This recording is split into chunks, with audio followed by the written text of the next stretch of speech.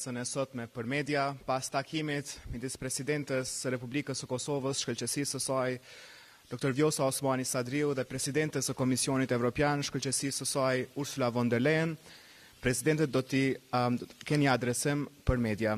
Ju njoftoj që do t'jenë 2 pyetje për presidentën Osmani dhe 2 pyetje për presidentën von der Leyen. Sonja presidente. Faleminderit shumë, nderuar Presidente e Komisionit Evropian, zonja Ursula von der Leyen, të nderuar anëtar të delegacioneve, të nderuar përfaqësues të mediave, të dashur qytetar. E dashur Ursula, mirë se jeni rikthyer në Republikën e Kosovës. Për ne vërtet është gjithmonë një kënaqësi e veçantë t'ju mirëpresim në shtetin tonë. Dhe me këtë rast dua që të shpreh përgëzimet e mia në emër të gjithë qytetarëve të Republikës së Kosovës për rizgjedhjen tuaj në krye të Komisionit Evropian, që është një konfirmim i qartë i leadershipit tuaj personal dhe i vizionit tuaj për një Evropë të lirë, të bashkuar dhe në paqe. Siç e theksova edhe përgjatë takimit ton, pres me padurim që ta vazhdojmë bashkëpunimin e shkëlqyer që kemi ndërtuar përgjatë viteve. Të nderuar të pranishëm, vizita e presidentës von der Leyen vjen vetëm disa ditë pas miratimit nga Komisioni Evropian i agendës së reformave për Kosovën. Ky është një lajm jashtëzakonisht pozitiv për vendin tonë. Këta hapa konfirmojnë përkushtimin e BE-s për ta ofruar rajonin gjithnjë e më shumë drejt integrimit në BE, e po ashtu shërben si një motiv shtesë për të punuar akoma më shumë për të ardhmen tonë të përbashkët në familjen e Bashkimit Evropian. Padyshim se rruga deri këtu nuk ka qenë e lehtë, por ja ka vlejtur. Prandaj ne mezi presim që të zbatojmë reformat që janë pjesë e këtij plani dhe të përfitojmë sa më shumë nga kjo mundësi në muajt dhe në vitet në vijim. Agenda e reformave për Kosovën është fokusuar në 5 fusha prioritare: ekonomi, siguri energjetike, punësim, tërheqjet investimeve si dhe fusha tjera, dhe parashikohet që deri në fund të vitit 2027 Kosova të përfitojë deri në 882 milion euro nga fondet e Bashkimit Evropian, pas zbatimit të gjithë hapave të reformës që janë parashikuar në agendën e reformave. Respektivisht, Kosova do të jetë përfituesja më e madhe nga kjo paketë për kokë banori. Kjo do t'i jap shtytje zhvillimit socio-ekonomik të vendit tonë dhe do të na ndihmojë drejt parafrimit gjithnjë më shumë me vlerat dhe objektivat e Bashkimit Evropian, për të cilat Kosova vazhdimisht ka treguar përkushtim të lartë. Republika e Kosovës shquhet për parafrimin 100% me politikën e jashtme dhe të sigurisë së Bashkimit Evropian. Mbështetja jonë për Ukrainën, përmes dërgimit të armëve, trajnimeve ushtarake, ndihmës humanitare dhe mbështetjes politike për sovranitetin dhe integritetin territorial të Ukrainës, është vetëm një shembull i angazhimit ton për paqen dhe stabilitetin evropian, si dhe për vlerat për cilat bashkë me presidentën von der Leyen po punojmë çdo ditë. Duke qenë shteti i parë në këtë rajon që ka miratuar sanksionet ndaj Rusisë, Republika e Kosovës ka dëshmuar se parafrimi me politikat e sigurisë dhe mbrojtjes së BE-s dhe me politikën e jashtme të BE-s nuk janë vetëm fjalë, por vepra konkrete. Megjithatë, është fatikeq për sigurinë në gjithë rajonin tonë, por edhe për vetë luftën e drejtë të Ukrainës, që në Ballkanin perëndimor një shtet vazhdon të jetë sateliti më i fortë i Rusisë në Evropë, e ajo është Serbia. Shkoha e fundit që vendosmëria që BE-ja ka treguar në raport me Rusin të tregohet edhe ndaj satelitëve dhe shërbyesve të Rusisë në rajonin tonë. Kjo në veçanti është me rëndësi sa i përket përgjegjësisë së Serbisë për aktin e agresionit ndaj Kosovës të kryer nëpërmjet forcave paramilitare terroriste në shtator të vitit kaluar, gjë që sipas shtëpisë së bardhë ka pasur për qëllim të destabilizojë jo vetëm Kosovën, por të gjithë Ballkanin perëndimor.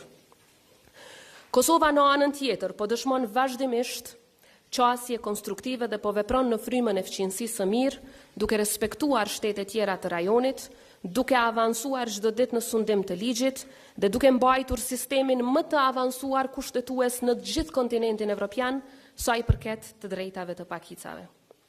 Andaj sot kemi nevojë që Bashkimi Evropian t'i vlerësoj dhe t'i njohë këto arritje. Rrjedhimisht është koha e fundit që edhe masat e padrejta ndaj Kosovës të largohen përfundimisht. Përveç se të padrejta, këto masa po dëmtojnë drejt për drejt qytetarët e Kosovës pa dallim dhe kanë dëmtuar edhe vetë procesin e dialogut duke e bërë atë tërësisht të pabalancuar, të pabarabart dhe të pa kredibilitet.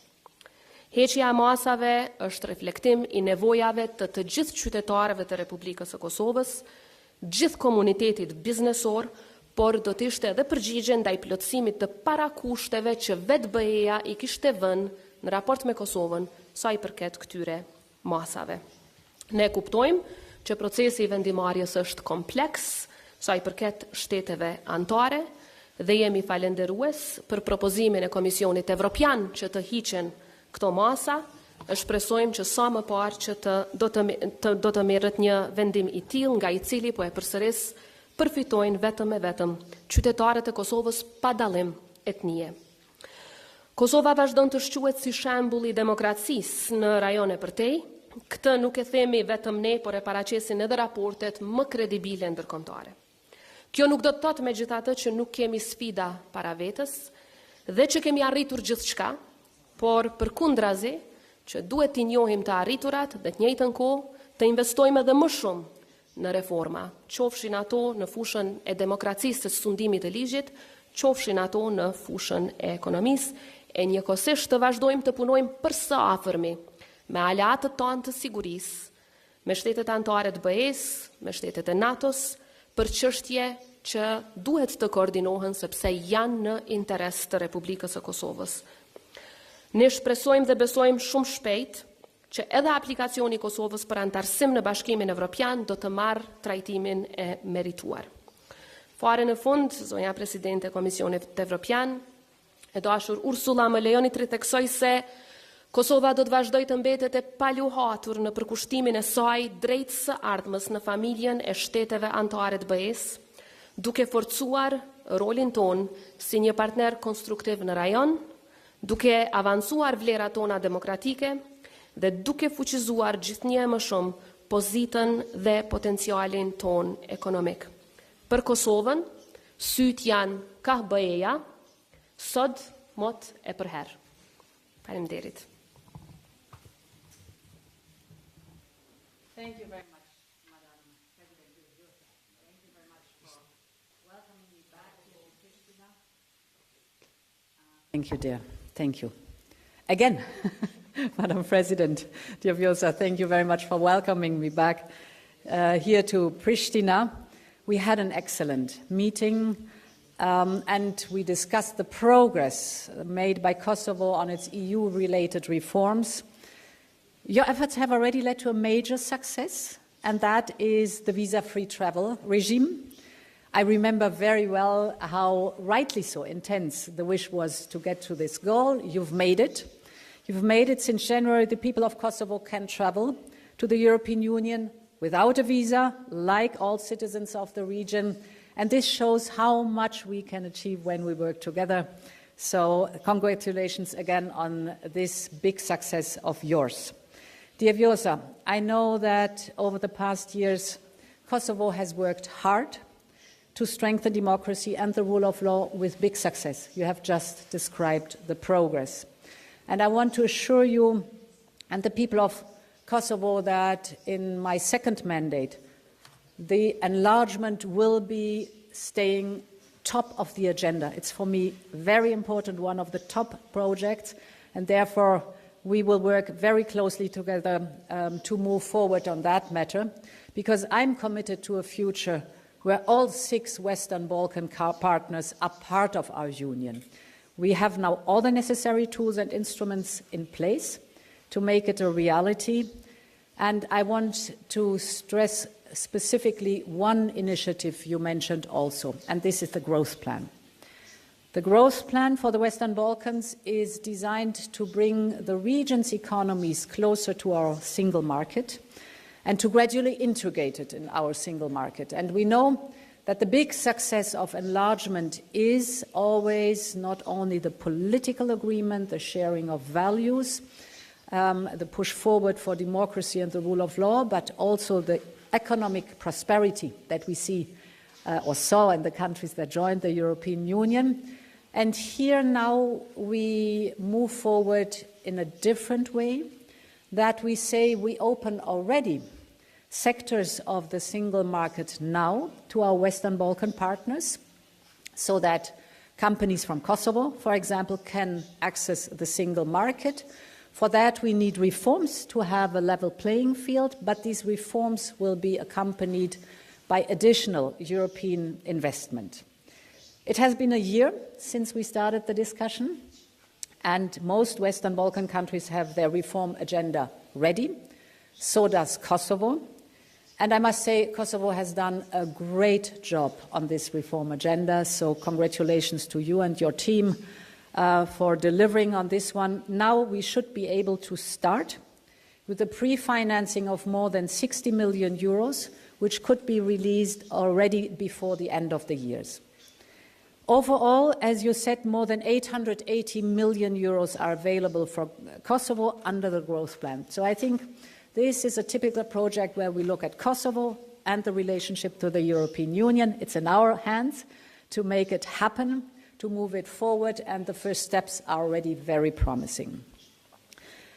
In this context, I also warmly welcome the agreement that was found 2 weeks ago at the Berlin process to unblock the common regional market in the Western Balkans, also very important for the prosperity of the Western Balkans.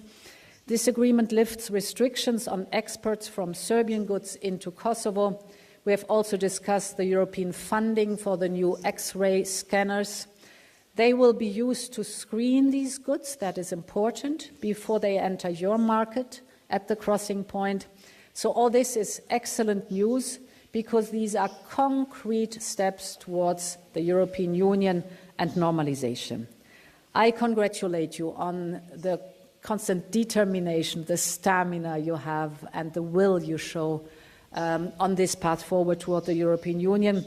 I am convinced that we will continue both together this success story, and thank you again for hosting me here in Kosovo. Faleminderit shumë, Presidente. Thank you, Madam President. Tani hapim për pyetje nga gazetarët. Ju rikujtoj që kemi kohë vetëm për 2 pyetje për Presidenten Osmani dhe 2 pyetje për Presidenten von der Leyen. Mirdita, Besnik Tahiri, Klan Kosovo. Madam President von der Leyen, my first question is on the measures that the European Union is having against Kosovo, and it seems to be that it's not delivering also on the granting the candidate status, even though the bid was given almost 2 years ago. When the European Union is going to deliver on these 2 things? And my second question is, how did you felt yesterday in Belgrade when you found out that while you were meeting President Vučić, the Prime Minister of Serbia, Vučević, was having a meeting with the minister coming from Russia, which is under the EU sanctions because of the Russian aggression in Ukraine? Thank you.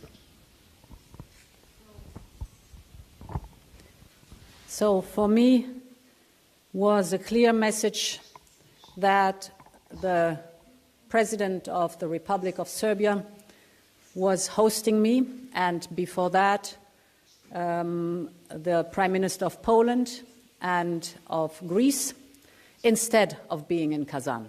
A very clear message was sent, and that is good.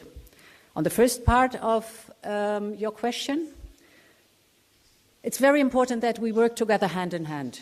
And as I said, we very much welcomed, for example, the opening of the border, but also the CEFTA progress that has been done. And building on that, I think we have to work on further steps so that we get to a point where we are able to have the lifting of all measures.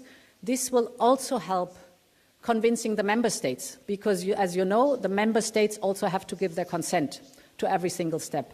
So the 2 of us are very determined to find all the necessary means and steps forward that we achieve our common goal. For me, it's important to look at Kosovo, our partner, and to describe and make possible the path into the European Union.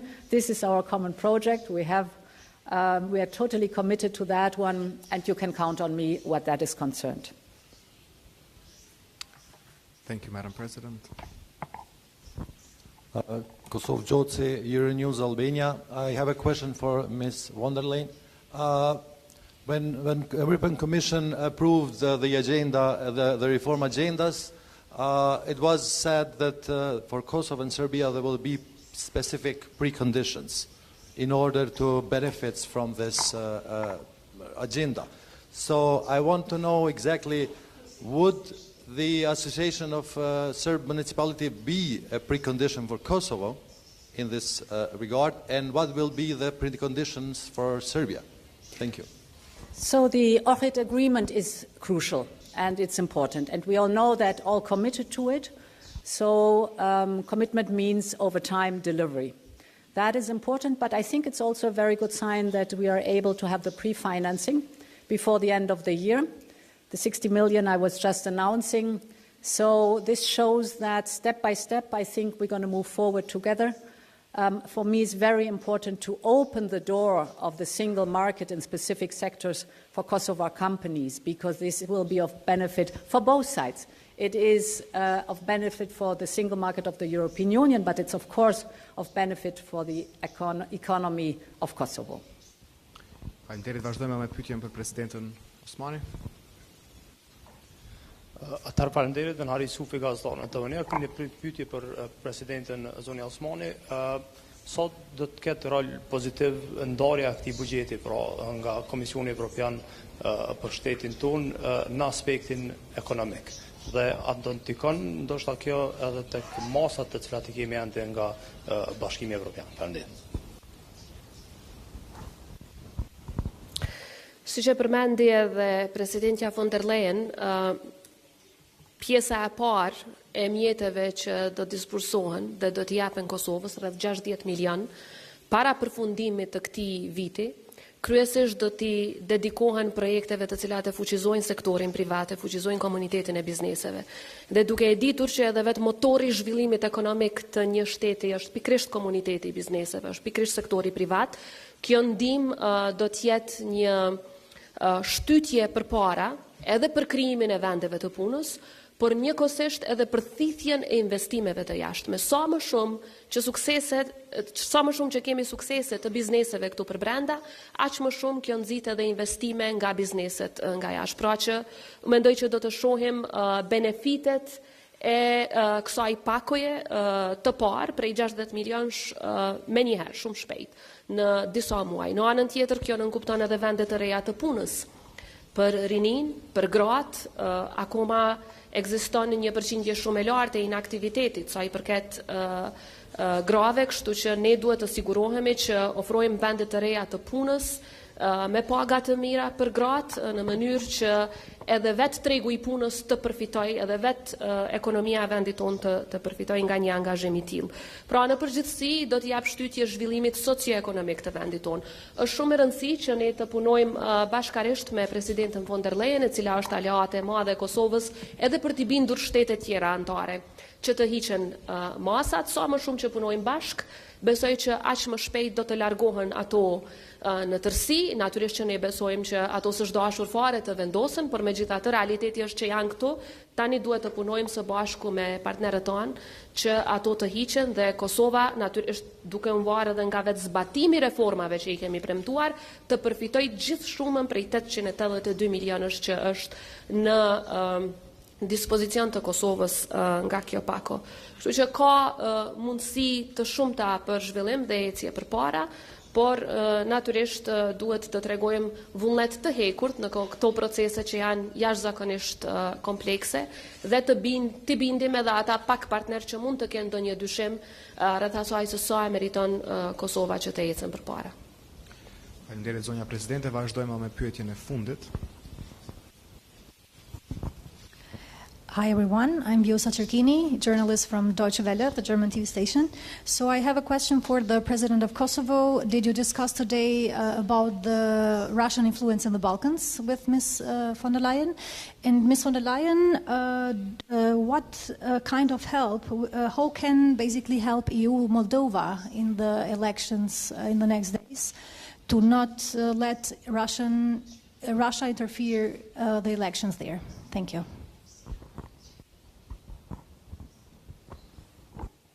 Would you like? Sure. A doni t'ju përgjigjem shqip apo po?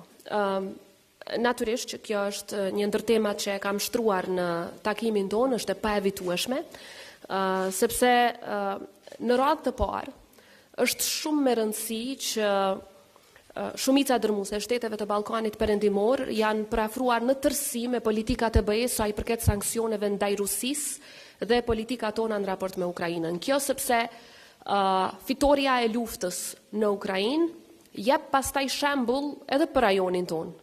Rreth asaj se a do të lejohet një shtet më i madh, hegemonik, të shkatroj shtetet e tjera përreth apo jo. Dhe ky është një shembull që është jo vetëm në kundërshtim me parimet e rendit botror në përputhje me të drejtën ndërkombëtare, por është edhe një shembull që shkon kundrejt demokracive që ne i kemi ndërtuar me shumë mund dhe shumë sakrificë, e të cilat ne duhet t'i mbrojmë bashkarisht.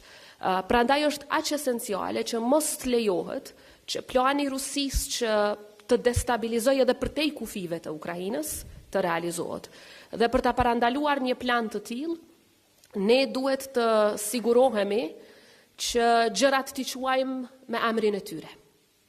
Pra, kush është shtet pro-evropian edhe në vepër, të quhet shtet evropian në vepër, dhe kush është shtet që i shërben interesave të Rusisë në zgjerimin e kësaj influence, të quhet si i tillë. Për fatin e keq të gjithë rajonit, ne e kemi parë që nga pushtimi rus në raport me Ukrainën, influenca ruse në Serbi është rritur, prezenca e medjave ruse si Russia Today apo Sputnik e tjera në Serbi është rritur, prezenca e oligarkëve rus në Serbi është rritur, prezenca e agjentëve rus të cilët tentojnë me destabilizu jo vetëm Kosovën, po edhe shtete tjera në rajonin tonë është rritur, prezenca e armëve ruse, madje edhe atyre kineze, është rritur, dhe kjo tregon për rritje të influencës edhe politike edhe ekonomike edhe ushtarake të Rusisë në Serbi, dhe kjo, arsyeja pse unë e përmend, është për shkak se ka për qëllim të destabilizojë secilin shtet në rajon. Dhe këtu ne duhet i bashkojmë forcat që ta parandalojmë një gjë të tillë. Natyrisht që ne do donim të gjithë që Serbia të ecë përpara me merita drejt Bashkimit Evropian, por përderisa ata para disa ditësh nënshkruajtën ose po planifikojnë të nënshkruajnë marrëveshje 3 energjetike, po blejnë vazhdimisht armë, ato armë po i shfrytëzojnë me destabilizu Kosovën, Bosnjë Hercegovinën e të tjera, natyrisht që ne jemi shumë të shqetësuar. Elementi tjetër është propaganda dhe dezinformatat ruse, që nga invazioni rus i Ukrainës, ne kemi së paku një trefishim të mjeteve monetare që Rusia i shfrytëzon për destabilizimin e rajonit tonë nëpërmjet dezinformatave dhe propagandës. Dhe edhe këtu kemi nevojë për ndihmën e Bashkimit Evropian që të parandalojmë suksesin e propagandës ruse. Pra, Rusia tenton që ta arrisë influencën, në Kosovë nuk e arrin një gjë të tillë, megjithatë ne duhet të sigurohemi që i gjithë rajoni të mbrohet nga influenca të tilla malinje, sepse influenca e tillë vetëm na çon mbrapa e asesi me hapa përpara drejt Bashkimit Evropian.